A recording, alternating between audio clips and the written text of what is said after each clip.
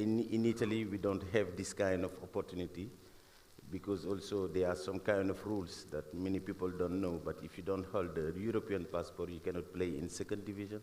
You cannot play in third division in the old professional league. You can play only in Serie A. And in Serie A, they allow the clubs to take only 3 foreigners every year in their squad, and they can change 2 foreigners every year. So 2 foreigners means that you can sell 2 and take 2 more. This is the problem that we have in Italy when you want to bring players from Africa. Great. Another question. So what happens, let's say, an African player comes to Italy, and how is your relationship after that?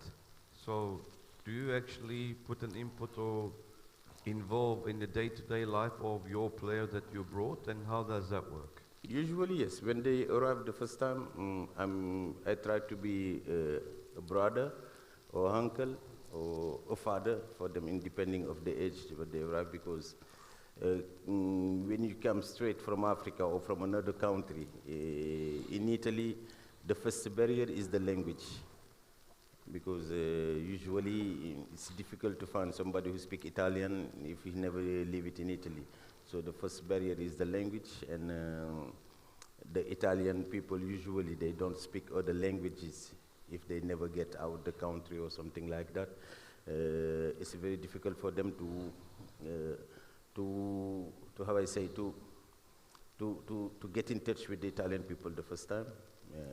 And after that, managing them, the first thing to do is try to get them to school, let them learn the language, because like I always say, if you want to become somebody in any kind of country, the first thing you have to do is to try to master that language. You have to learn that language. You have to know everything about that if you want to become something. So that's why what I firstly try to help them in that, to know the country where they live, to love the country where they live, and to try to respect the rules of that country, the first thing. And then after that, playing in Italy is not that easy because of the tactical things. So many African people are instinct players, that they want to do what they think it's the best thing to do in that moment. Sometimes when you play in Italy, you have to it's like going to school. You have to remember what the coach said and try to make it every day. So for many Africans, this is the problem they have playing in Italy, because you have to remember every time what the coach wanted, how to be in the pitch, how to do this kind of thing. It's tactical things that many of them, it's not like the limitation. It's not limitation. They are like this. So they are instinctive people that they want to they want to improvise sometimes. So when you want to, in the Italian market, sometimes this is the problem. That's why I see now that things are changing a lot.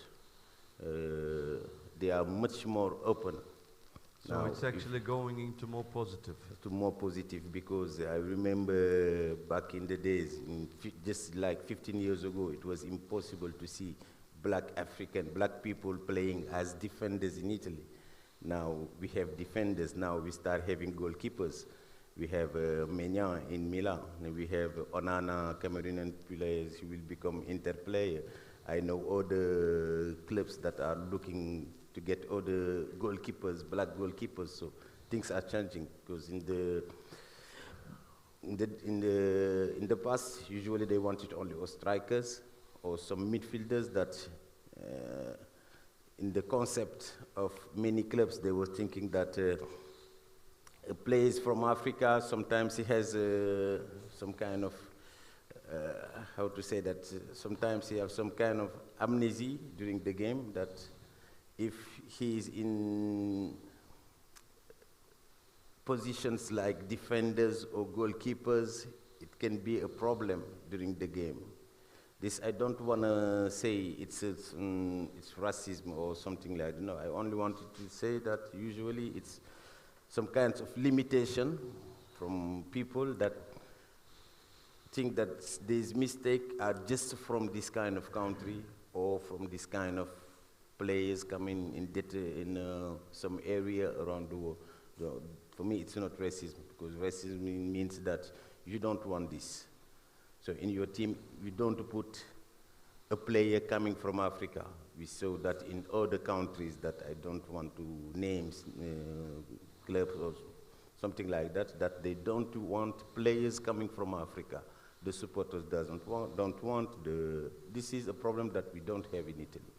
Actually, we don't have. Maybe back in the years we had it, but in this moment we don't have club or supporters who say we don't want African or this kind of people in our country. Thank you. Bruno, I want to actually bring the ball to you.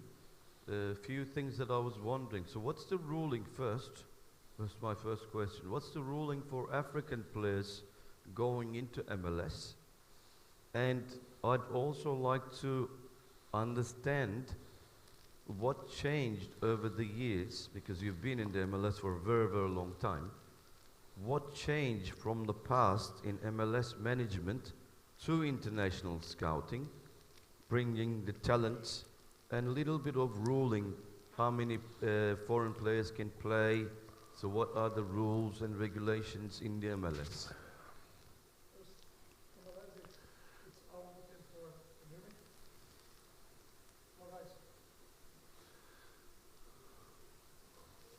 Can you hear me here? Yeah. Yes. Oh, it's better. So MLS has always been, like the US, a very open country for, for immigrants and also for players from abroad. Right to Dream, they have some partnerships in the US, so a lot of African players, they move from Europe to American border schools. There is an academy in Florida called Monteverde Academy, who is run by a very good friend of mine, Mike Potempa. Mike is a passionate for not only for Brazil, but also for Africa, so he goes to a lot of countries in Africa to recruit players, to give them an education at 13, 14 years old in the USA. And most, if you go to US, like Mamadou Fall, the center back that is playing for LFC right now, it's a player that came from his project. There is a lot of African players that come from this pipeline we have over there. We just drafted a player now from college who was playing for Stanford University, called Osemini Buddha. Buddha is from Burkina Faso. He came to the US at 14 years old, part of a Right to Dream program. So it's a part of a kind of a program. Yes, it's a program. They usually go to finish high school. They learn how to speak English. They learn the culture. So the transition for those players are much easier. So this kid was accepted to go to Stanford University, who is one of the top universities in the world. So shows also, beside his technical abilities, how smart he is. So the chance for a player like this to be successful is very high, because he's technically good, he's physically strong, he's already been surrounded by a very good environment. And so that's how we have this pipeline for African players inside MLS. As I showed my presentation 2 days ago, we have 80 different nationalities in the league. Even though you have 80 international spots per team, if a player has a green card, that's the residence card to live in America, and some clubs, after 1 or 2 years, most of the international players, they get the green card. So also open, the opportunity for a lot of foreign players. So as I told you, there is a huge pipeline from South America, Central American players. A lot of Western and Eastern European players come now. I know France has a lot of players in the league. So it's a very diversity locker room. In my club, we have 15 different nationalities out of 30 players. So we just got a kid from Sweden, we got a kid from Africa, we have players from Brazil, from Peru, from Uruguay, from Mexico. So I think also culture-wise, it was a very amazing, and it has been a very amazing learning experience for me to see all this diversity that we don't see any other place. So again, so you're talking about 14-year-old kid, right? How was he scouted? Those kids, as I told you, FIFA doesn't let you move for under 18 for playing reasons, right? You can't. Okay. So those kids, when they move, they don't move for football reasons, right? They move for education. They go on a student visa. Well, I'm just guessing that the families come with them. No, those kids, Just they go to by board. They themselves? go to boarding school. They have all the structure. You know, there is a lot like the French, French teams. They have this kind of relationship with the Africans, or with the African schools. We receive a lot of inquiries, and there is also a lot of universities and a lot of schools in America that also receive those players for educational purpose. And naturally, those kids, they also play the game, and they're usually scouted by, either scouts that goes to Africa to watch those kids, or there is also a bridge through Europe where there is some European schools. They go to Africa. We have a kid, Asomani. We got this kid. He's a kid from Ghana. This kid was scouted by a school in England. They took him from Ghana. He was there for 1 year. He moved to US. He learned how to speak English. He moved to US, went to college, and after that, he made the jump. So this is mostly the pipeline that the African players, they have inside USA. In the perspective of the pandemics, right? How do you define what was before pandemics as in your own chief scout workload and after the pandemics? So what has changed? Tarkan, we have been talking a lot, me and you, for the last 2 years. I think what you have developed also for the game, the Compersonator 2, has been also a game changer for a lot of people. Makes our work, we need to maximize our work, right? You've been a chief scout in the past also, you know how much you need to gain time and also have the right information. We did a lot of video scouting for the last, mostly during the pandemic. For the academy side, recruiting younger players was even harder. For professional players, you have the information. So what we tried to do was expand our scouting network, create a lot of relations during the pandemic, do a lot of Zoom meetings, a lot of, video scouting, and also I try to improve myself a lot on the analytical part, and to benchmark it also what kind of players and what kind of markets we're going to be targeting, for the upcoming windows. And now that MLS has just launched the second league, it's going to start in March. We started pre-season with the second team. This is beside the USL, beside right? MLS, besides the MLS first team. MLS, today, they run the whole pipeline. So they run out the academy pipeline from U12 to U19.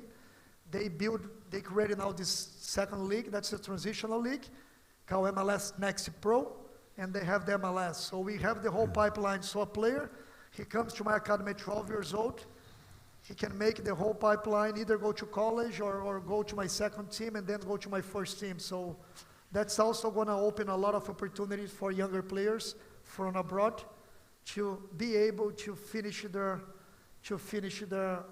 formation also already inside our US, a team with a methodology, a whole organization behind.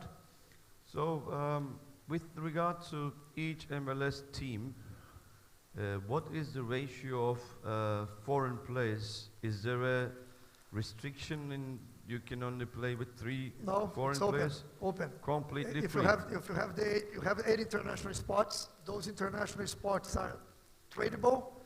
You can sell those spots inside the league. You can trade.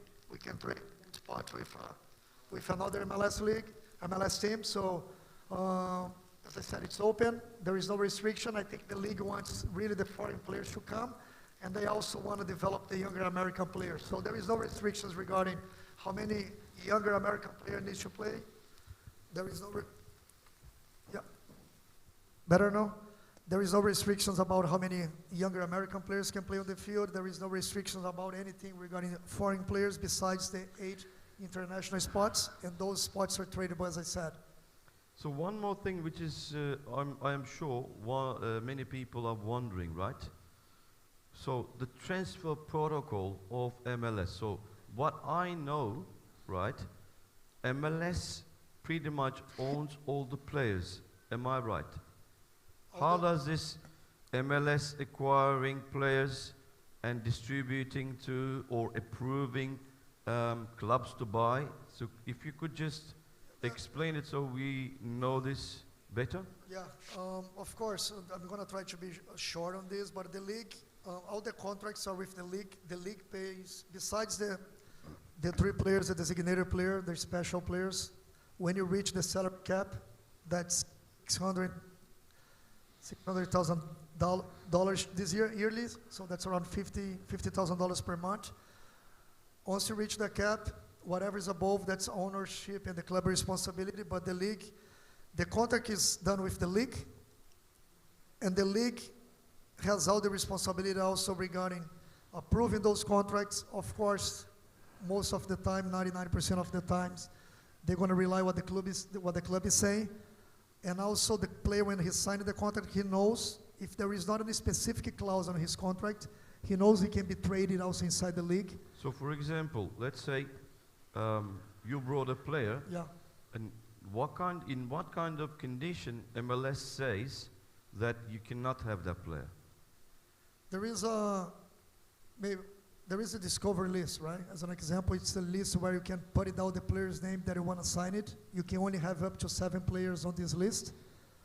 The league does this kind of rule to protect the league and also the clubs, so agents doesn't shopping around players.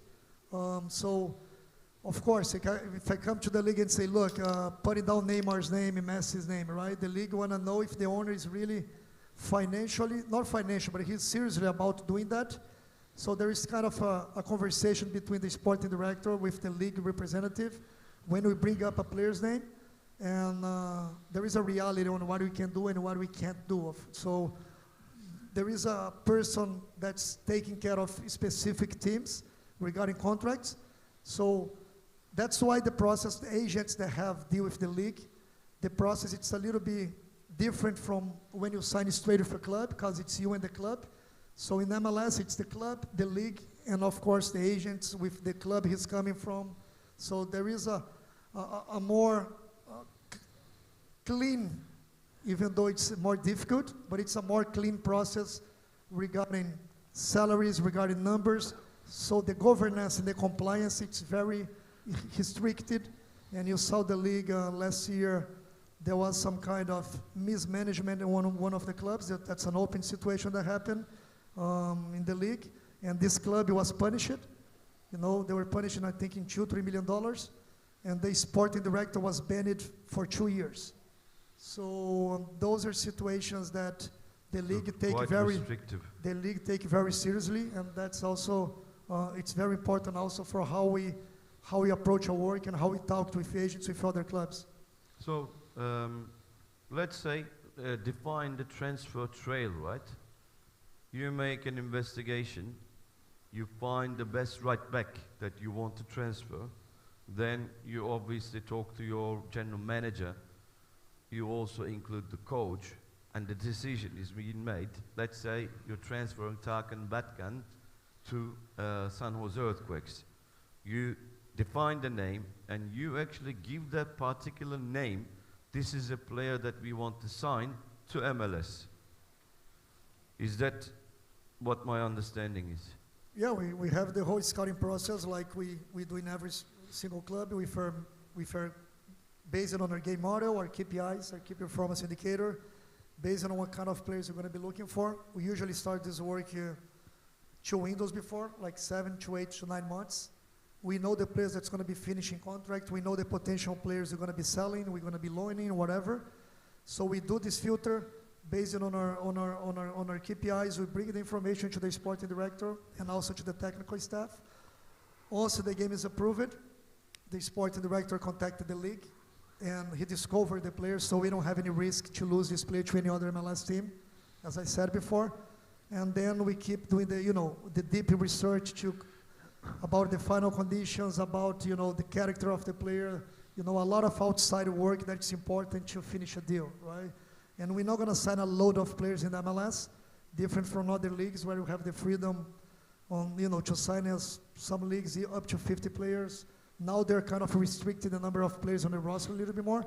We only can have 30 players on the roster, with the academy players, with the draft players, and also the other players. So you don't have that much room, depends on the window you're going to be working on, to sign players. Like this window right now, we have signed 2 players so far. So we are very restricted also.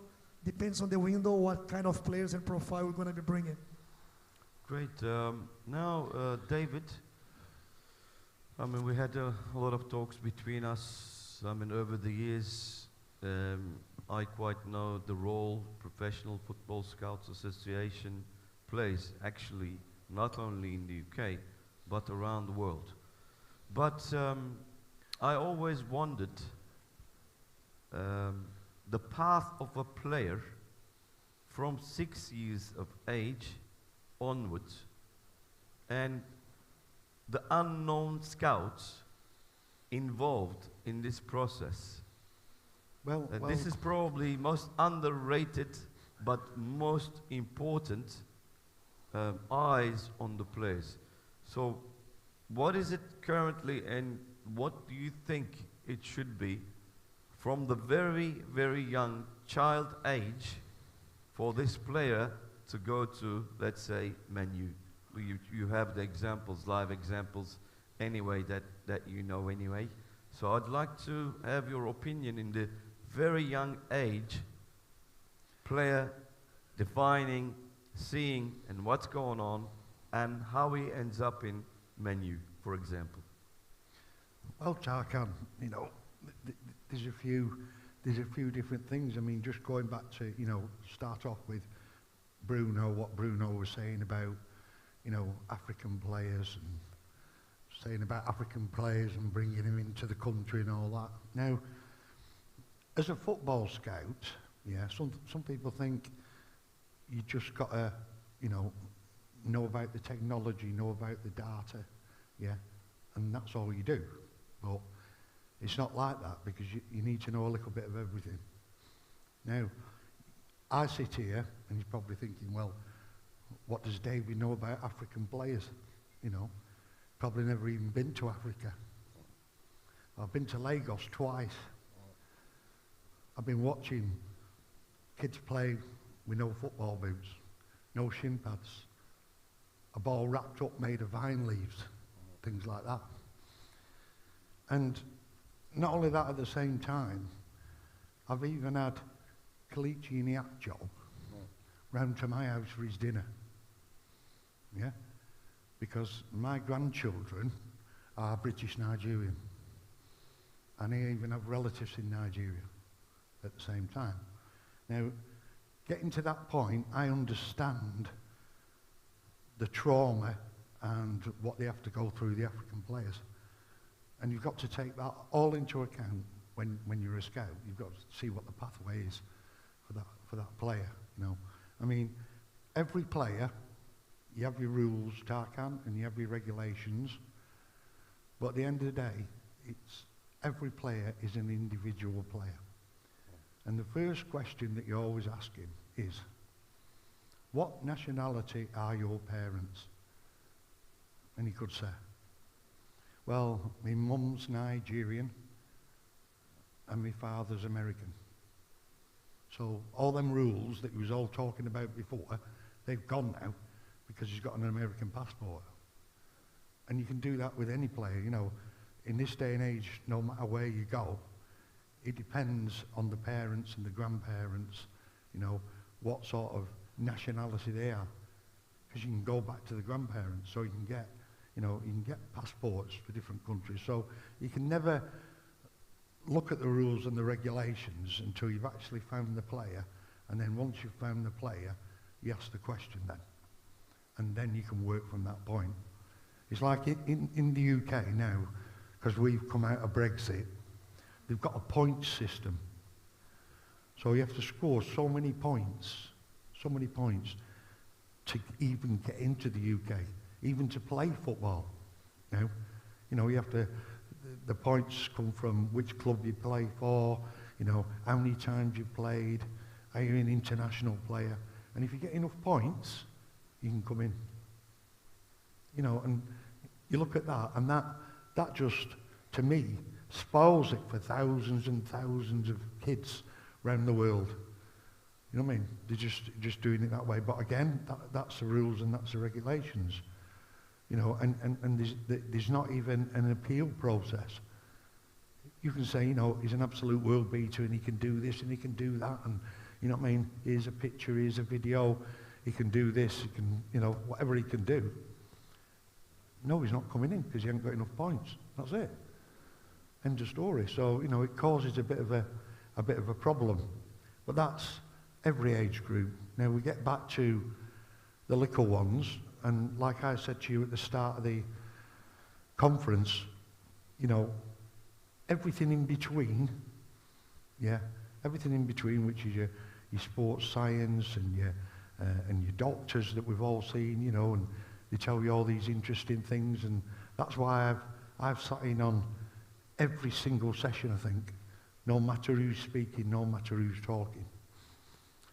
But at the end of the day, Tarkan, there's a start to anything, and the start, the most important start, is the foundation phase, which is 5 and 6 year olds.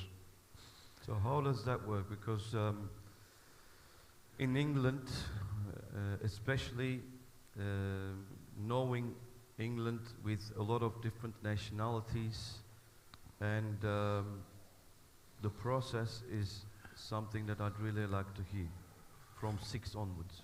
Well, what happens, Tarkan, is this, is Alex Ferguson always said, and anybody can ask him this, yeah, the most important person in any football club is the foundation phase scout, without a doubt, yeah? Because if you don't, I'm the first point of contact for Manchester United Football Club. That's it. You don't see Alex Ferguson, you don't see the coaches, you don't see the physios, you don't see the doctors, you don't see anybody. The first person that you see, if you're going to go and play for Manchester United Football Club, it would be, at the time, David. You go and see David. That's it. David goes out, David finds the player, David brings the player into his centre, his satellite centre. David keeps him there for 3 years, you know. You have a rapport with the parents. They're trusting you then, Tarkan, you know, with the most important thing that they have in their life. And that's their son or their daughter. They're giving him to you. So, for that, you've not got to be an expert, you've got to be wise, and you've got to know about a lot of things. Because they'll turn around and they'll say, well, David, what boots should he wear? Well, you know, it's not about what boots he should wear. At the end of the day, it's what size is his feet, yeah, and what's the most comfortable shoe for him to play with. And then they'll turn around to you and say, David, what should he have for his tea? You know, and then you tell them, you know, that about nutrition, and you learn them about nutrition and looking after themselves, and, you know, the well-being, and making sure, you know, they get sleep and they eat the right food and everything like that. And it's a fantastic pathway, but it's very rewarding, but you never get rewarded. Because you found that little boy or little girl. He's 6 years of age. He's now 9 years of age. He enters into the academy system at Manchester United Football Club. He has his coaches looking after him, you know, specialist coaches at different age groups looking after him. They're measuring his feet. They're making sure that he's well, you know. He's doing really, really, really, really well. He's now 19 years of age, 16 years later, yeah. Oh, are you all right? Who are you? Because he's never remembered you. Because he wouldn't remember you. Because he was only 5. His parents know who you are. You know what I mean? But they never remember you as a person. You know what I mean? Is there David, a kind of evaluation system, right? So many scouts get involved in this process, right? Yeah, well, Tarkan. How do you value that scout in the first place? Well, do they get ever credits? Well, we don't get any credit, no. Don't get any credit whatsoever. But then, at that time, there was no association, was there?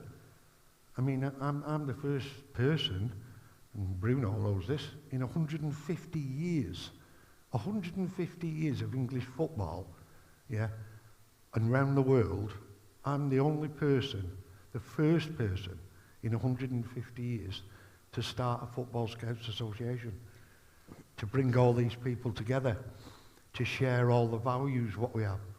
Because when I first started doing my scouting, I got all the information, what I could, from the older scouts, yeah. Now, I'm old myself now, but at the time I got all the information from them because there was no mobile phones, there was no laptops, there was nothing. You know what I mean? There were no performance analysis such as it is. There was no data science, there was no analytics. There were little bits knocking about, but, you know, some people didn't even have computers, did they? Let alone contact each other. So you had to talk to one another, you know. And at one time it was a bit like a secret society. Hang on a minute, he works for Man United, he might be looking at the same player that I'm looking at. You know what I mean? And they just, you know, one would stand over there for Manchester United, one would be over there from Manchester City, another one would be over there from Arsenal, all looking at each other, you know, all looking, seeing which player, who's picking who, when and what. And then I thought, this is all wrong, this. So I actually went over to the scout and I said to him, I said, are you in Manchester City? He said, yeah. I said, pleased to meet you, I'm David Hobson from Manchester United. And that was like a breakthrough, really, because scouts wouldn't talk to each other. They just stayed with the football club. And then as it went on, you know, you'd meet at certain places, you'd go, you'd see the same people all the time. How are you? How are you doing? How's your family doing? Oh, he said, David, he said, we've got a player here, you know, and my club don't like him. They don't think he's very good. Would you take a look at him? So I'd have a look at him. Well, if I looked at him and thought, well, no, he's not good enough for Manchester United Football Club, I wouldn't just disown the player. I'd say, right, okay, he's not good enough for Manchester United Football Club now, you know, so we'll put him into one of the lower clubs and see how he develops. And then what I'll do then is I'll keep going back to that football club because I've done them a favour anyway because I've found them a player. So I'll keep going back to that football club then, and then I keep watching the young player that was recommended to me, and, you know, after a bit he seems to be getting better. And then at some point I can even say to myself, you know what I mean, he might be good enough for us now because he's been there 3 years and he's had the right training, he's had the right pathway. So what I do then is probably take him into Manchester United Football Club, because even with Manchester United, at the end of the day, it's like Bruno and it's like me. When you're working for a club, at the end of the day, they have the final say. Yeah? But as a football scout, a scout or a head of recruitment or the owner of a football club, at the end of the day, it's scouting at the beginning, because they're 5 and 6 years of age, then everything in between what we have now, what we've discussed over the conference, and then at the end of the day, you look on the board and you look at the analytics and everything else, Tarkan from Comparisinator, you get it all together, and then what do they do then? They go and send a scout, head of recruitment, an owner, you know, you've got all the information in between, everything like that, and they make the final say, whether he's any good or not. So the scouts are at the beginning, and the scouts are at the end. Everything else in between is to help make a decision at the end. But at the beginning, if you don't have the foundation phase, and you start feeding the little ones in, yeah, no matter where it is in the world, no matter, I mean, some football clubs, you know, and some countries, they don't even have academies for the little ones. They work a lot different, where, you know, they'll just ring an agent up and say, have you got a football player? You know, and he'll say, yeah, I've got a football player for you. You know, and then he goes into the football club. Oh, he's not good enough. Well, let's go on Comparisinator, have a look at that, see if he's got anything on there. You know, let's go on something else. But I'm still there at the beginning, feeding in for you lot to make these decisions and everything.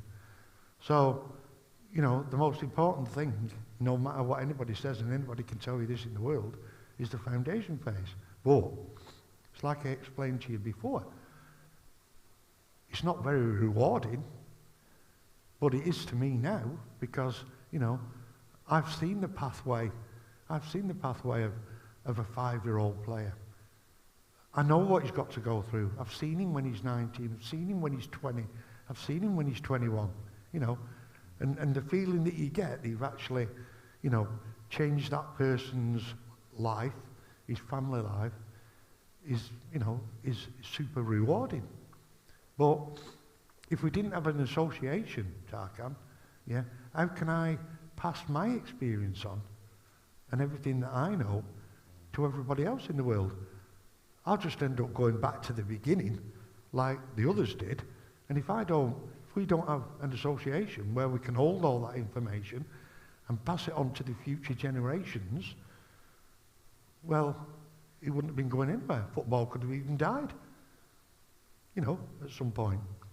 But again, that's my legacy that I've left, you know. The Professional Football Scouts Association probably go on for years and years after I'm gone. You know, but at least I'll have the information that people can go back and look at it and say, wow, you know. But you look now out there, and you've got all your courses on talent identification, talent development, opposition analysis, scouting analysis, technical scouting, everything, yeah? There's one thing you haven't got.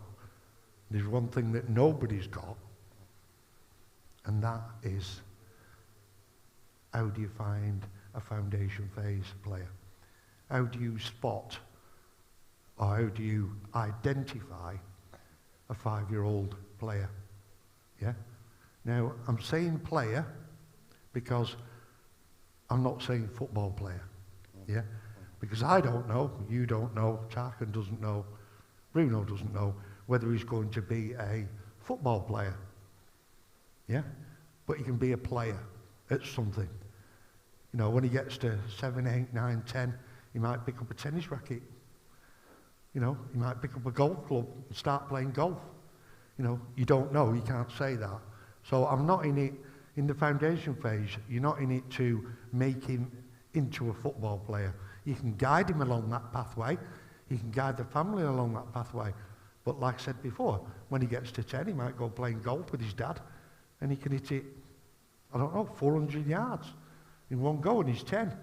You just don't know. So what you've got to do with the foundation phase players is just teach them the basics of trying to be a good professional, no matter what that is.